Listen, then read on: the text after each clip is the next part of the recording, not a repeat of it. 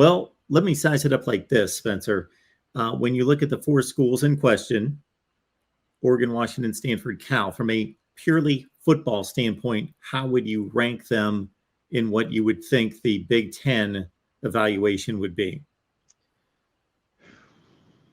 Oh, I mean, Oregon's number one. I don't think there'd be a lot of argument there.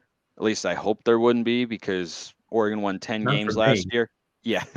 Oregon won 10 games last year and it was seen as a flop. If Cal won 10 games this year, Justin Wilcox might get a lifetime extension.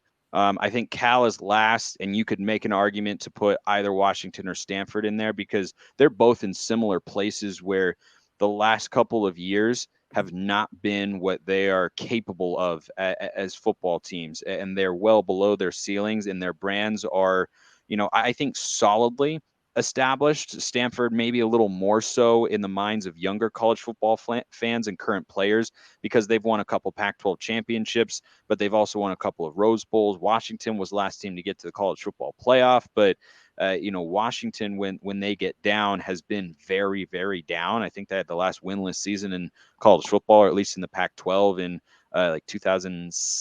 I think it was 8 under Tyrone Willingham. Yeah. So they've had some more peaks and valleys, whereas over the last 15 years, Stanford has been more consistent. So I think it's Oregon 1, and then 2A, 2B. You've got Stanford, Washington, and then Cal.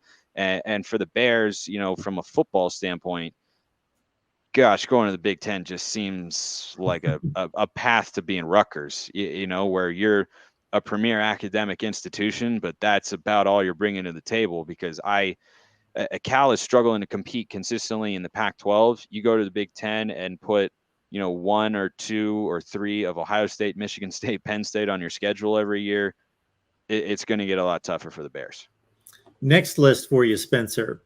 Order these four in regards to brand and whatever that means to you, whether that's popularity, national prestige, media attention, all those things that you would put into a brand ranking. How would you order them? Well, I think about it in a football sense, and I would go Oregon 1. Maybe I'm biased there, but I would put Stanford 2, even though Berkeley is arguably they're at least on par with Stanford academically, but I think if you look at official rankings, I don't exactly know. I don't study the academics quite as much as these university presidents and administrators probably do. But I'd probably go Oregon 1, Stanford 2. I would say Washington 3 and Cal 4 because, again, I don't value the academics quite as much. But I think Stanford's combined power of, if you go to Stanford, right? My brother's joked about this our entire lives. Like, you go to Stanford and you graduate from there, you're set for life. You're set. You put that on your resume forever. You can go, like, the brand of that, it's the Harvard of the West Coast.